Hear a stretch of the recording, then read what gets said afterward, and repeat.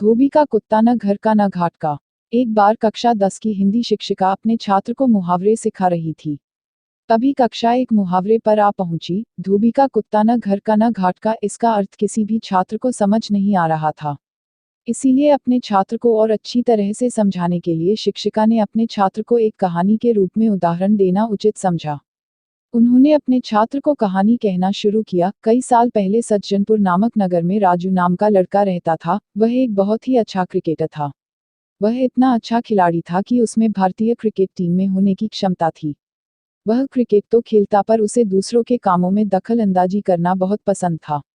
उसका मन दृढ़ नहीं था, जो दूसरे लोग करते थे वह वही करता था।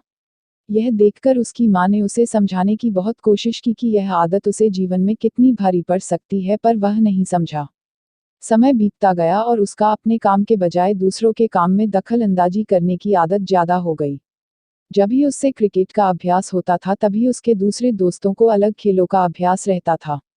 उसका मन चंचल होने के कारण वह क्रिकेट के अभ्यास के लिए नहीं जाता था, बल्कि दूसरे दोस्तों के साथ अन्य अलग अलग खेल खेलने जाता था।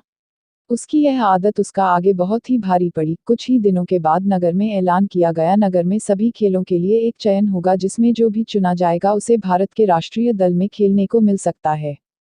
सभी यह सुनकर बहुत ही खुश हुए और वहीं दिन से सभी अपने खेल में चुनने के लिए जी जान से मेहनत करने लगे। सभी के पास सिर्फ 2 दिन थे। राजू ने भी अपना अभ्यास शुरू किया, पर पिछले कुछ दिनों से अपने खेल के अभ्यास में जाने की बजाय दूसरों के खेल के अभ्यास में जाने के कारण उसने अपनी शानदार फॉर्म खो दिया था।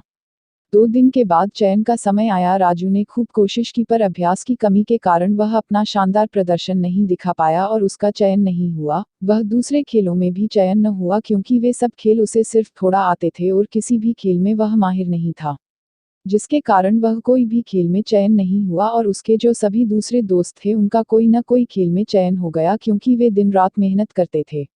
अंत में राजू को अपने सिर पर हाथ रखकर बैठना पड़ा और वह धोबी के कुत्ते की तरह बन गया, जो न घर का होता है न घाट का।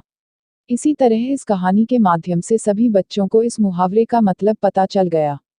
शिक्षिका को अपने छात्रों को एक ही संदेश पहुंचाना था कि वे जीवन में जो कुछ भी करे सिर्फ उसी में ध्यान दे और दूसरों से विचलित न हो, वरना वह धोबी के कुत्ते की तरह बन जाएंगे, जो न घर का न घाट का होता है।